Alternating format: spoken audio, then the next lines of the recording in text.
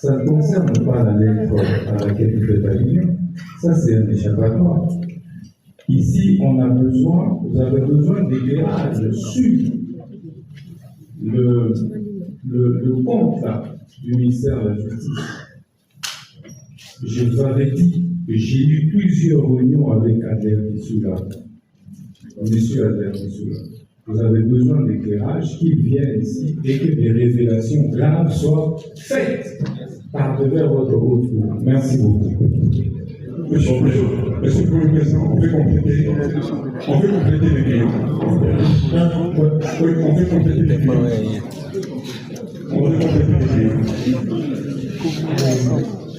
On fait compléter les clients.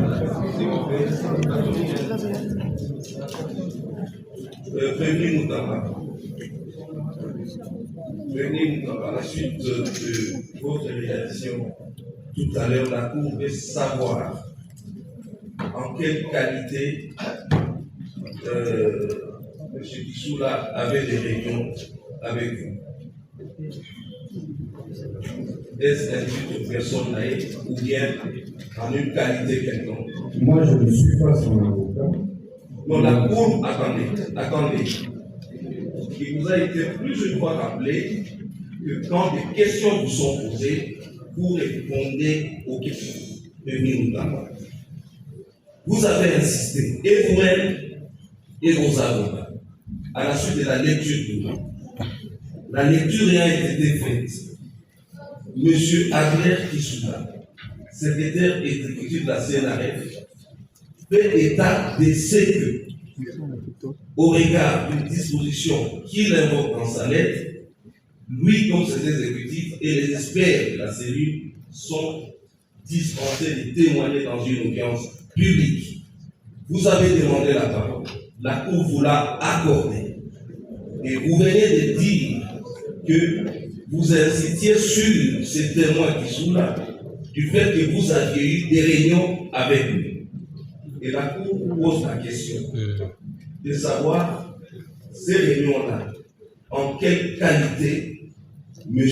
Adler Bissoula était-il invité. Et pour toute réponse, vous dites, vous n'êtes pas son. On prend acte de cette réponse. Attendez, la Cour s'adresse au prévenu Moutamba. On prend acte de cette réponse.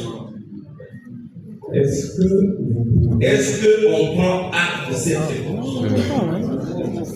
C'est des intimidations, menaces. Donc vous êtes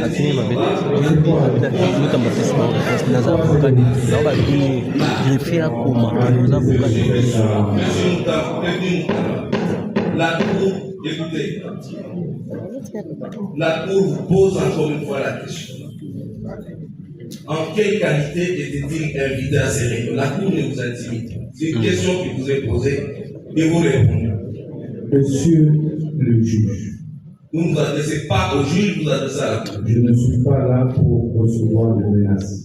Écoutez, on ne vous menace pas sur une question qui vous est posée. Si vous avez déjà un complot planifié, faites ce que vous voulez. Je vais tout assumer. Merci. Vous l'avez dit plusieurs fois et c'est acté.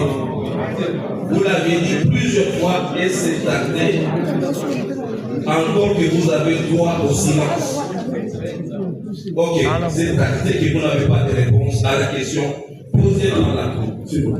D'accord, merci. Nous avons demandé de faire le Nous avons demandé de faire entrer les témoins. Nous avons demandé de faire entrer les témoins. Monsieur le Président. Tous les témoins venaient, sauf tous les témoins venaient. Oui, Monsieur le Président. Donc on dirait qu'il y avait un besoin à toutes les questions, le gars peut tout aller. Tous les témoins qui étaient identifiés. Place le Moutamba. Excepté les deux experts. Alors, bah, bon, ah, Moutamba, Silence, silence dans la salle.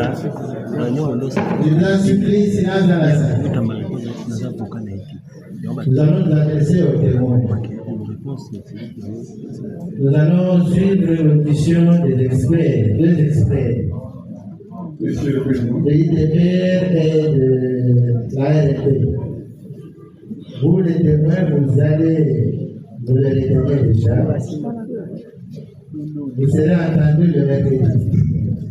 Au même titre que les témoins, les autres témoins qui peuvent venir notamment. Mercredi le 6 août à 10 h. N'attendez pas de situation à venir.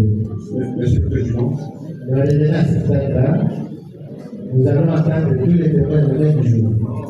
Monsieur Boulot, Aujourd'hui, nous suivons l'audition de l'expert de l'ANT et de l'expert de l'ITPR. Monsieur le Président. Merci, vous pouvez parler à l'invitation. Mais venez ce jour-là, il ne faut pas mentir. Merci beaucoup. Monsieur le Président. Monsieur le Président. Monsieur le Président. Est-ce que vous voulez m'amener sur la place? Oui, c'est pas vrai. Quand on n'a pas la volonté, l'opposition constructive. Pourquoi on fait l'obstruction à l'essentiel? Monsieur le Président, s'il vous plaît. Ou alors vous taxez le complot. Pendant que c'est vous qui arrivez à poser beaucoup de problèmes. Monsieur le Président, vous savez, vous nous donnez une minute. S'il vous plaît, c'est que vous faites là vraiment Une minute. l'expert de l'ITPR, je dis, l'expert de l'ITPR. Monsieur le Premier Président. Monsieur Fall, vous attendez un peu. Vous attendez de haut, mais ce n'est pas la reconnaissance de l'ITPR et de l'expert de l'ARP. Monsieur le Premier Président. Mais les autres témoins reviennent le mercredi. Monsieur le Premier Président. Est-ce qu'on permet à la Cour de poursuivre le S'il vous plaît, Monsieur le Premier Président. S'il vous plaît, Je ne comprends pas. s'il vous plaît, Monsieur le Premier Président. S'il vous plaît, nous sommes de la partie privée. N'est-ce pas? Oui, Vous n'êtes pas de n'est-ce pas? je vous demande la parole. Vous avez tous les marrons, n'est-ce pas? Tous les marrons. S'il vous plaît. Et c'est comme ça. Mais, je dis bien s'il vous plaît. Je dis bien s'il vous plaît. Je ne prends pas la parole. Je demande s'il vous plaît. S'il vous plaît. Je parle bien, je dis s'il vous plaît.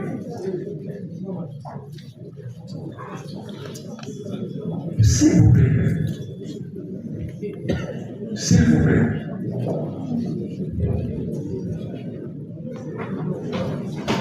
Maître le bâtonnier, monsieur le bâtonnier. Merci. Là, vous êtes bâtonnier. Merci. Vous avez de l'autorité sur Merci, Monsieur le Président. il y en a qui ne veulent pas pouvoir, ils protestent toujours. On les voit ici. Bon, ça fait partie. Même si madame ne voulait pas accepter que Oui, ça fait, merci le Président, ça fait partie de la beauté du droit, ces contradictions. Ça ne change rien. De toutes les façons, merci beaucoup pour votre parole. Monsieur le Premier Président, Monsieur le Président, c'est un prévenu qui compte. C'est un prévenu qui compte.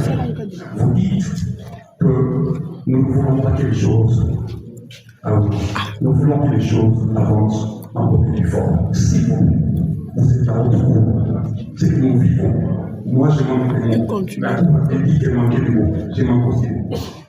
Non, je ne peux pas manquer des mots parce que mon rôle d'avant, c'est de prendre la parole et de vous dire que vous êtes tenu à la loi, nous sommes tenus à la loi, nous tous, nous sommes soumis à la loi. Faisons les choses proprement. Vous renvoyez la cause à mercredi. Nous, à mercredi, c'est-à-dire, on sera pris à la même difficulté que nous avons aujourd'hui. On a intérêt à ne pas bien faire les choses. Je demande à ce que, s'il vous plaît, oui, allez-y. nous demandons que la Cour prenne son temps de renvoyer la Cour, de faire les choses régulièrement. Nous sommes là pour vous. Vous êtes là pour nous. Le ministère public est là pour nous. Non, pas nous souffrir. Faisons les choses de manière à ce que l'on l'a dit ici. C'est pour ça que suivi. Je l'ai suivi. S'il vous plaît, avec votre autorisation, que le bâtonnier connaît, Mais les témoins n'ont pas de délai. Pardon? Les témoins n'ont pas de délai. Voilà, vous l'avez évoqué, s'il vous plaît. Les témoins n'ont pas de délai. Il n'a pas de On délai. peut les citer aujourd'hui, comparer le même jour. Voilà la difficulté qu'on a eue aujourd'hui. C'est le fait qu'il y a un délai raisonnable. On ne dit pas qu'il n'a pas de délai, il a un délai, il n'y a pas de délai. Mais attention, voilà la difficulté. Les greffiers ici à 2 mètres, il n'est pas à 2, mais il a à 2 des gens qui sont à 2 km. C'est un non-sens. Non, on n'entend pas, on ne fait pas poser des tensions vis-à-vis des ministères publics. Mais on a constaté 90% des témoins cités par les ministères publics sont là. 82% des témoins cités par les publics sont là. Ça ne s'explique pas. Vous avez intérêt à nous sécuriser. Votre rôle, c'est de nous sécuriser. Ce n'est pas de nous insécuriser. Je crois que j'ai dit. Monsieur le Président, s'il vous plaît, à titre complémentaire et de manière constructive, si j'ai la parole.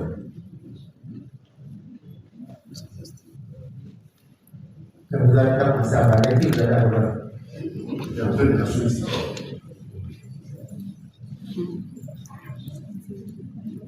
Allez-y. Merci beaucoup, Monsieur le Président. Les deux derniers. Merci, Monsieur le Président. Vous êtes tellement nombreux, si nous allons mettre d'accorder à tout le monde, on va donner les signes.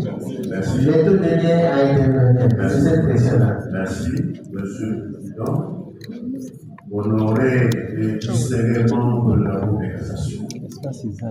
Monsieur le Président, après la Cour de cassation, j'interviens par rapport à la lettre dont vous avez donné lecture. Une disposition légale qui est épinglée. L'on dit que ces personnalités-là ne peuvent pas comparaître en audience publique. Je propose à le juge de cour de décréter le huis clos le jour où il lui plaira de faire venir ce témoin qui a eu la test de fonction. Le huis clos pourrait être ordonné. Je dis que La parole ici. C'était le dernier. Monsieur l'expert de l'autorité de régulation. Une question? C'est une question ou une observation? Monsieur le Président, il y a des termes qui ont été prononcés ici, qui ne peuvent pas mettre. Un complot déjà monté contre. Vous acceptez que l'office de cour, vous acceptez des termes comme ça. Est-ce que les conseils du prévenu sont fiers de tels termes? Nous sommes ici, nous perdons le temps parce qu'il y a un complot déjà monté contre. Non, je crois que le prévenu doit retirer ces termes.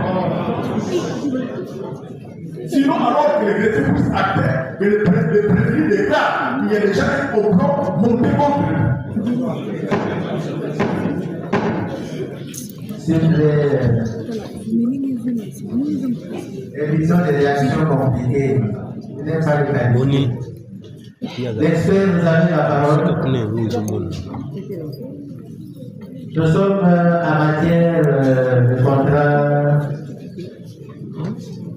de passage des marchés publics de gré. Voulez-vous nous décrire la procédure? Pour cela, je vais prendre des dispositions de la loi numéro 10/06 du verset article 10 relative Et voici l'expert. Je prendrai les dispositions des articles 41, 42 et 43. L'article 41, Et au film d'Abia, des Gizan. un marché équipe de gré à gré, lorsqu'il est passé sans appel d'offres, après autorisation du service chargé du contrôle du marché public, la demande d'autorisation de recourir à cette procédure décrit les motifs d'indivision. Article 42. Il ne peut être passé de marché de gré à gré qui donnant le cas suivant. Lorsque les besoins ne peuvent être satisfaits que par une prestation nécessitant l'emploi d'un brevet d'invention, d'une licence ou de droits exclusifs détenus par un seul entrepreneur, un seul fournisseur ou un seul prestataire. Point 2. Lorsque le marché ne peut être confié qu'à un prestataire déterminé pour des raisons techniques ou artistiques. Point 3. Dans le cas d'extrait d'urgence, pour les travaux, fournitures ou services que l'autorité contractante fait exécuter en lieu et place de l'entrepreneur, du fournisseur ou du prestataire défaillant. Point 4. Dans le cas d'urgence impérieuse motivée par des circonstances imprévisibles ou de force majeure ne permettant pas de respecter les délais prévus dans les procédures d'appel d'offres nécessitant une intervention immédiate. Point 5. Lorsqu'il s'agit de marchés spéciaux définis aux articles 44 et 45 de la présente loi. Je finis avec la disposition article 43 pour expliquer. Les marchés de gré à gré ne peuvent être passés qu'avec des entrepreneurs, fournisseurs ou prestataires de services qui ont l'expertise requise ou ont exécuté des travaux analogues dans le passé et acceptent de se soumettre à un contrôle de prix spécifique durant l'exécution de prestations. Il indique notamment les obligations comptables auxquelles l'attributaire est soumis. Évidemment, le principe est tel que pour passer un marché public, il faut le passer par appel d'offres. L'appel d'offres a toutes ses variantes. À part l'appel d'offres, ça veut dire là quand on atteint le seuil, parce que le seuil de passation, je vais commencer par là, excusez-moi, le seuil de passation du marché public est réglé comme ceci. À partir de, avec l'actuel arrêté du ministre du budget, je peux me tromper, je crois que l'appel d'offres commence à partir de 200 millions de francs. Lorsque le montant estimatif du marché a atteint 200 millions et un peu plus, on passe le marché par appel d'offres. C'est ça le principe. Lorsque le montant du marché est en dessous de 200 millions, on procède à ce qu'on appelle la demande de cotation, la consultation de fournisseurs, qui consiste dans une comparaison de factures conformes. Alors, le marché de gré à gré est une exception à ce principe. L'exemple qui est donné à l'article 42, quand vous prenez le point 1, c'est le cas où vous avez par exemple, on va dire, nous sommes la DGDA, nous avons le véhicule de type Toyota Land Cruiser type missionnaire. Et qu'on a au moins 20 de nos véhicules qui connaissent le problème des moteurs. Donc on ne va pas mettre dans ces véhicules-là des moteurs d'autres types. On ne peut remettre que des moteurs du type adapté au véhicule. Raison pour laquelle on parle du brevet d'invention et de licence ou de droits juridiques détenus par un seul entrepreneur. Alors le point 2, on vous dit, on peut recourir au marché des gré à gré lorsque le marché ne peut être confié qu'à un prestataire pour des raisons techniques ou artistiques. Je vais donner un autre exemple de ce côté-là. On prend par exemple le jardin de la primature, où il y a le buste de chaque premier ministre qui sont passés au niveau de la primature, et nous savons tous que celui qui avait qui a érigé ce buste-là, c'est le feu Guillaume. Donc au jour d'aujourd'hui, s'il était vivant, pour des raisons artistiques, on peut dire que ce soit encore lui qui le fasse pour ceux qui sont en train de venir après. Troisième exemple, dans le cas d'extrême urgence, pour le travaux fourniture, que l'autorité compétente fait exécuter en place de l'entrepreneur, fournisseur ou titulaire défaillant. C'est connu dans notre droit qu'un entrepreneur défaillant qui est en faillite ne peut pas exécuter le marché parce qu'il est en faillite. Puisque pour exécuter le marché public, le plus important, c'est que l'entrepreneur doit dire, déjà, quand il présente son offre, il dira qu'il dispose d'un chiffre d'affaires. Puisqu'il dispose d'un chiffre d'affaires, donc il doit d'abord, parce que le français, lui, doit d'abord exécuter, et ensuite on le paye. C'est ça le principe. Évidemment, l'exception, c'est qu'il peut avoir 4 ou 5 ou 10 marchés déjà en train d'exécuter, et qu'il n'a pas de liquidité. Dans lequel cas, il peut solliciter une avance des démarrages. Je vais expliquer ça si vous posez la question dessus. Alors, lorsque un titulaire de marché qui exécutait déjà un marché a été déclaré titulaire défaillant par la faillite, des confusions, tout ce qu'on veut, et bien, dans lequel cas, l'on peut conclure un marché de gré à gré pour continuer l'exécution de ce marché qui revêt un caractère d'extrême urgence. Et le quatrième point, c'est le cas d'urgence impérieuse. Exemple simple, un ravin. Vous savez, un bon matin, il y a un ravin qui s'est annoncé et qui commence déjà à détruire le maison. On ne doit pas attendre qu'on fasse la procédure de passation au marché public. Parce que pour vous dire vrai, une procédure de passation au marché public normale va de 90 à 180 jours, rien que pour la passation au marché. C'est de 90 à 180 jours. Vous comprenez que 90 jours, ça veut dire 3 mois à 6 mois. Pour une procédure normale, rien que la procédure de passation, là je ne parle pas d'exécution. Donc, dans lequel cas, Lorsqu'il y a un travail qui s'annonce, on ne va pas faire 3 mois de procédure, alors qu'il y aura des maisons qui seront en train d'être abouties par le gouvernement. Raison pour laquelle il est prévu qu'on puisse recourir également au marché des gré à gré et on évoquera dans ce cas d'urgence. Alors, 5e point, c'est lorsqu'il s'agit de marchés spéciaux. Le marché spéciaux, c'est tout le marché qui touche, je vais dire, à la défense nationale, à la sécurité intérieure.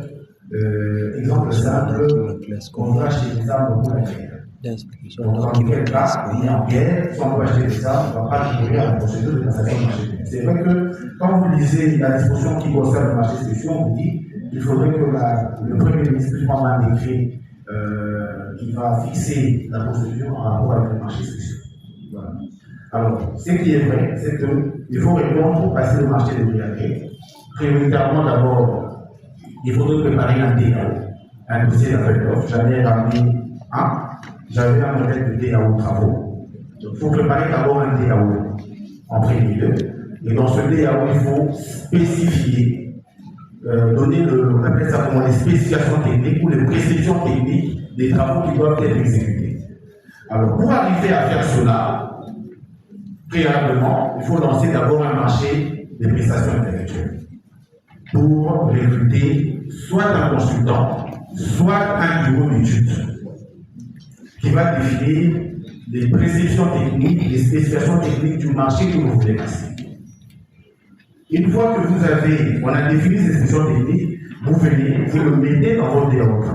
Mais si vous avez un expert qui le fait déjà à l'intérieur, ce n'est pas un problème. Parce qu'il y a des cellules, comme par exemple les cellules des infrastructures. S'ils ont des experts à leur niveau, ils peuvent déjà préparer leur spécification technique. Ce n'est pas intéressant. Alors, dès que vous préparez cela, vous le mettez dans votre DAO. Vous définissez les conditions sur lesquelles les entrepreneurs des fonds ont couru au marché. Ces conditions sont connues. Il y a des conditions d'ordre juridique. Les conditions d'ordre juridique sont liées à l'existence du marché, plutôt à l'existence de l'entreprise. Combien d'années d'existence, sa constitution, ses statuts, tout ce que vous voulez. Deuxième condition, c'est les conditions d'ordre. Oui. Ok, d'accord. On dit qu'il faut un DAO. Il faut un DAO. Bon. Le métier était quoi? DAO, c'est quoi? Dossier d'appel d'offres. D'accord. Il faut un dossier d'appel d'offres. Et après, il faut quoi? À part le dossier d'appel d'offres, dans le dossier d'appel d'offres, on va définir les prescriptions techniques ou les spécifications techniques. Il s'agisse d'une construction, d'une réhabilitation, il faut que les spécifications techniques et les prescriptions techniques soient définies. Qu'est-ce qu'on doit faire exactement et comment le faire? Dès que c'est défini, ensuite, au regard de la loi du décret 23/12 du 3 mars 2023, portant manuel de procédure des marchés publics, on exige pour passer un marché public qu'il y ait une discussion préalable. Une discussion préalable, c'est une discussion qui permet de. On va faire une petite. On va appeler ça comment là? Comment je peux appeler ça? C'est-à-dire visiter chaque entreprise qui dispose de ces capacités-là, les écouter, les entendre et voir si vous allez retenir lequel. C'est une décision préalable qui doit être couverte par un PV. Qui doit être couverte par un PV. Et une fois que vous avez l'entreprise que vous voulez, c'est-à-dire une entreprise qui répond aux conditions du marché. Je ne suis pas en train de définir les conditions du marché. Existence juridique. Deuxième condition, c'est les conditions d'ordre financier. C'est-à-dire, dans les conditions d'ordre, il y a les conditions d'ordre financier, il y a les conditions d'ordre technique, la capacité à exécuter le marché, et le caractère financier. Conditions d'ordre juridique, conditions d'ordre technique, conditions d'ordre financier. Le caractère financier, ça va venir, je vous promets que ça va venir. Donc, il faut répondre à toutes ces conditions-là. C'est les conditions sur lesquelles on recrute une entreprise. Donc, l'entreprise doit disposer d'un chiffre d'affaires, l'entreprise doit disposer d'un chiffre d'affaires que vous aurez spécifié dans votre DAO. Et ce qu'il faut dire, c'est que le dossier d'appel d'offres est préparé au niveau de la cellule de gestion de projet et des marchés publics de l'autorité contractante qui désire passer son marché. C'est là qu'ils vont regarder. Est-ce que nous répondons, est-ce que l'entreprise que nous voulons recruter vont dire, pardon, l'entreprise que nous voulons recruter doit répondre à telle condition. Ils fixent les conditions du marché. Et c'est là que lorsque nous aurons fait leur discussion préalable avec le DRO, qu'ils vont maintenant solliciter l'autorisation spéciale de l'organe qui s'occupe du contrôle annuel. Au niveau central, c'est la direction générale du contrôle du marché public. Depuis son DG là. Donc, on va solliciter à travers une requête, en spécifiant, en se basant sur l'une des conditions énumérées à l'article 42. Parce que pour passer à un marché de blé agréé, il faut répondre à l'une des conditions édictées à l'article 42 de la loi relative au marché public. Il faut répondre à l'une des conditions. Pas toutes les conditions, mais une des conditions. Et lorsqu'on introduit ça demande auprès de la Direction générale du contrôle du marché public, et si la DSMP estime qu'elle est raison poussée, et puis il faut préciser, c'est que dans cette requête, on doit dire avec quelle entreprise on voudrait conclure ce contrat de gré. Et la DSMP va voir si vous répondez à l'une des conditions de l'article 42, eh bien, il va avoir ce qu'on appelle l'autorisation spéciale de passer le marché du gré. Alors, quand vous avez l'autorisation spéciale de passer le marché du gré, vous préparez le projet de contrat. C'est un modèle type édité par l'ARP, on appelle ça le document standard, il y a un modèle de contrat. Là, dans le lait original, vous verrez qu'il y a. Non, pour le gré d'année, jusque-là, non, pour le gré d'année, pour le gré d'année, jusque-là, s'il vous plaît, pour le gré d'année, jusque-là, nous n'avons pas encore édité un modèle de contrat. Mais ce qui est exigé dans le décret 23/12, c'est que nous, l'ARP, nous devons préparer un modèle de contrat de gré. Parce que le modèle de contrat, au regard de la loi de 2010, le manuel de procédure, l'ancien manuel de procédure, c'est qu'on demandait à ce que le contrat de gré soit fait sous la forme libre. Mais aujourd'hui, nous avons fait de cela une exigence, et c'est repris dans le manuel, je vais vous donner la disposition si vous le voulez tout à l'heure. Donc, il faut préparer un projet de contrat. Et ce projet de contrat est également soumis au contrôle de la Direction générale du contrôle du marché public. Et là, cette fois-là, la Direction générale du contrôle du marché public va donner ce qu'on appelle l'avis des non-objections sur le projet du contrat. Après l'avis de non-objection sur le projet du contrat, l'étape qui s'ensuit, c'est que les deux parties au contrat viendront signer le contrat. Donc, l'attributaire va signer par voie titulaire, l'attributaire viendra signer le contrat et l'autorité combattante va signer ensuite. Mais ce contrat-là n'est pas encore un contrat de marché public. Parce que le contrat de marché public répond, c'est un contrat de droit administratif. Donc, pour que ce contrat-là soit exécutoire, il faudrait que la troisième personne vienne approuver le contrat. Et on l'appelle l'autorité approbatrice. Et l'autorité approbatrice regarde notre système. Maman. La première ministre est l'autorité approbatrice de tout le contrat conclu par le budget et tout le contrat et conclurait tous les autres organes, on va dire primature, présidence, Sénat, des établissements publics, en dehors des sociétés commerciales, conclus par appel d'offres internationales. Mais tout le contrat du ministre du budget passé par appel d'offres nationales et internationales seront approuvés par le Premier ministre. Et le ministre du budget va également approuver tout le contrat passé par le Premier ministre, passé par appel d'offres nationales et internationales, et tout le contrat passé par les autres ministres dans l'appel d'offres national. Et les ministres de tutelle seront autorités approbatives de tout le marché passé par les services publics et établissements sous leur tutelle, passé par appel d'offres national.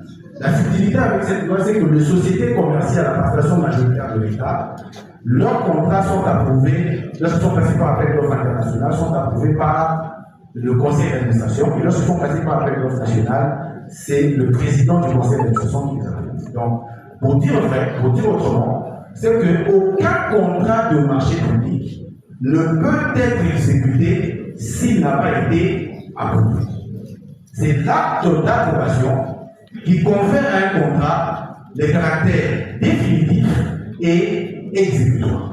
Ce n'est qu'à partir de l'approbation que commencera les procédures qui sont suivies, c'est-à-dire notification, enregistrement du contrat à l'ARP, après enregistrement du contrat à l'ARP, paiement de la dépense d'organisation, tout ce qui s'ensuit, notification, ordre de commencer et l'entreprise peut commencer dans le 20 jours s'il constitue sa garantie de bonne exécution.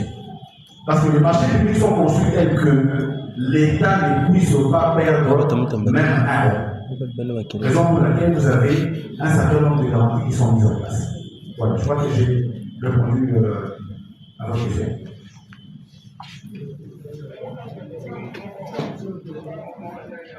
Vous étiez très rapide, jusqu'à créer des problèmes objectifs de réalité. C'est le problème quand on vous appelle, ça, en principe, c'est un caractère négatif. Et pour ne pas dire pédagogique, ça nous permet de comprendre vraiment comment se passe le marché, surtout le marché lié à l'aide. Vous voyez? C'est le problème qui est le nôtre. Nous voulons vérifier. Nous avons un marché. Le coût, c'est plus ou moins 29 millions quelque chose.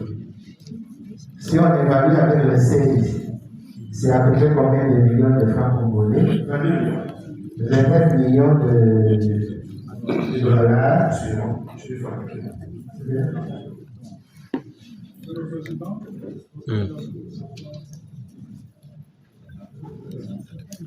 Amenez la chaise qui se met ici. Amenez une chaise qui reste à côté ici. Si vous voulez libérer une chaise là, monsieur, on s'en va sur le débat ici. Monsieur le Président, dans le cadre de l'organisation de l'événement, je voulais demander quelque chose.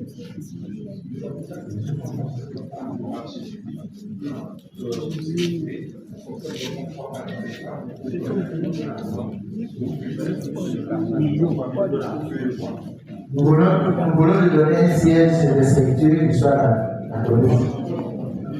Vous nous opposez même à des choses simples.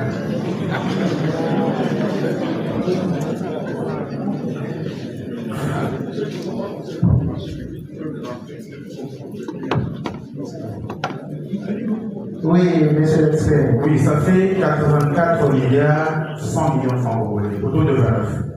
84 milliards 100 millions de francs congolais, là c'est un appel d'offres international. Un appel d'offres international. Si on avait passé ça, si on avait passé ce marché par appel d'offres, on l'aurait passé par appel d'offres international. Mais ça n'exclut pas le merveille, c'est bon aussi. Du moment qu'on répond aux conditions de l'article 42 de la loi. Voilà. Vous n'êtes pas très clair là-dessus. Je reprends. Oui. Je dis ceci. J'ai pris le taux de 2900 pour 1 dollar. 2900 francs congolais pour 1 dollar. Comme vous m'avez dit que le marché est à 29 millions de dollars, j'ai multiplié par 2900 pour dégager le chiffre en francs congolais. Et ça me donne 84 milliards, pardon, 100 millions de francs congolais. Alors, c'est ce que je dis. Avec 84 milliards, 100 millions de francs congolais, nous sommes déjà dans le seuil d'appel d'offres international. Là, je vous ai dit, l'appel d'offres est passé soit par appel d'offres national à partir de 200 millions de francs congolais jusqu'à atteindre le seuil d'appel d'offres international. La difficulté que j'ai, c'est que je ne me suis pas amené avec le recueil, plutôt l'arrêté du budget. L'arrêté du budget qui fixe le seuil de passation de marché. Mais déjà à 84 milliards, 100 millions de francs congolais, nous sommes dans le seuil d'appel d'offres international. C'est ce que je suis en train de dire. Mais non, ça n'empêche pas. C'est ce que je suis en train de dire. Ça n'empêche pas. Je vous ai dit, il y a la procédure par la loi, et à côté de cette procédure voulue par la loi, il y a l'exception. Ce n'est pas interdit, même quand on atteint un seuil d'appel d'offres international, il n'est pas interdit de passer un marché de gré à gré.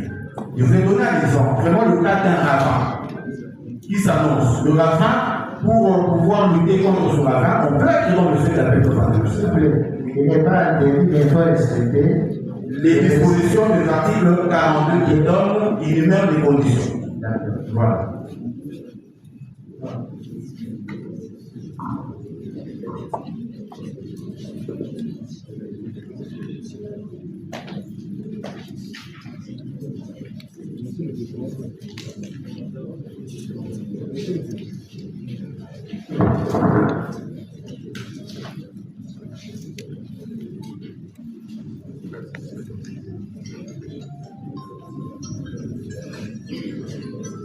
Ça direct des téléphones.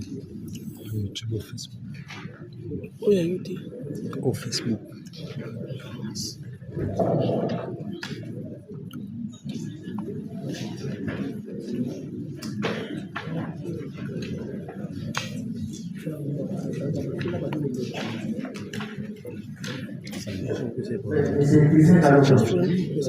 Vous êtes expert.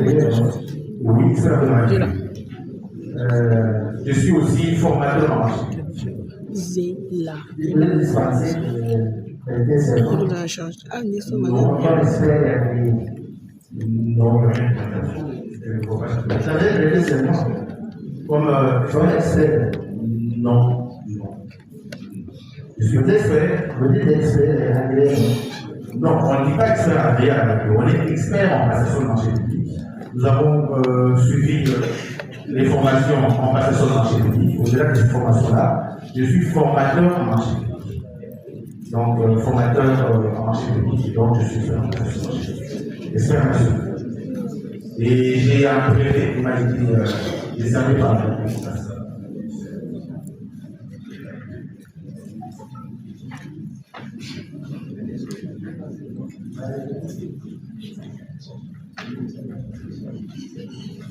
Vous êtes agent de l'ARP.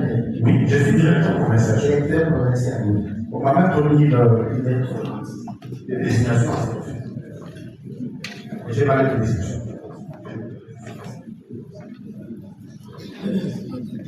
Système pour application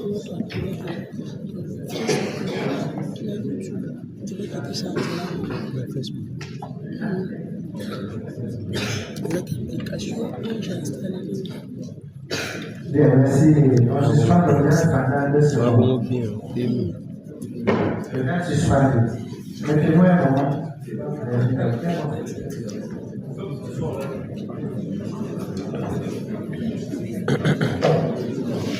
Voilà, le gaz est suspendu pour quelques minutes. On revient. Donc là, on était avec l'expert du marché public qui nous expliquait comment les passations passent entre les entreprises et les partenaires. Donc tout à l'heure, dans quelques minutes là, le président de la Cour de cassation devant encore qu'on puisse continuer cette procédure. Donc restez toujours branchés et soyez toujours là. Partagez aussi avec les autres, c'est vrai qu'il est oublié. N'oubliez pas de vous abonner. Continuez à partager, continuez à aimer, continuer à commenter, à voir les alliés de monde d'ambition, procès et cité, séance et cité, audience et cité, et ça continuer, rester branchés, et tout ça toujours dans la salle, et les procès continuent. Audience et suspendu juste pour quelques minutes.